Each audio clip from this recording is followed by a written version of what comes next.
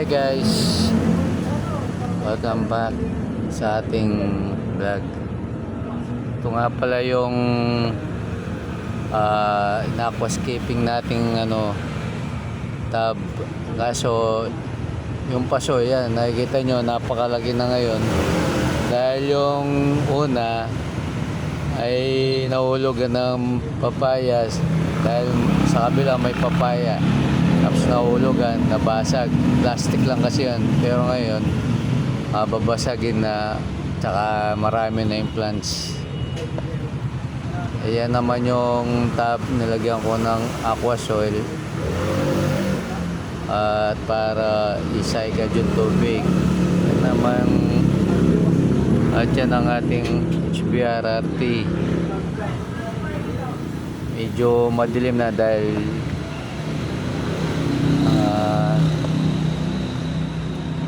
may mga lumot na yung tank. At yung 5 gallons tank nilagay ko na lang dyan.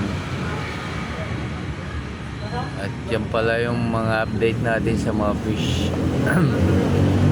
After ng ulan, na mahabang ulan, yan ang halos okay lang naman sila, wala naman namatay. Yan ang blue dragon, sword tail, ay double sword, pool gold, at yung koi gapi natin. Malaki na rin yung mga fry. At yan nga pala yung mga fry natin.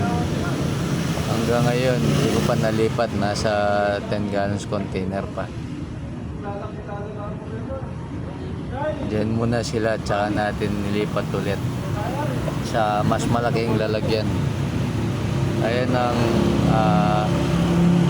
metallic red lace natin, hindi pa natin nalipat, lilipat pa natin dun sa may tub na aquascape natin.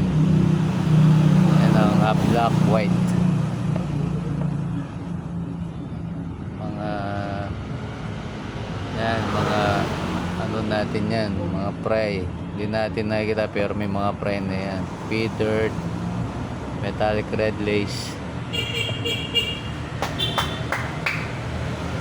Ayan, maliliit pa naman sila kaya di pa natin masyadong makita.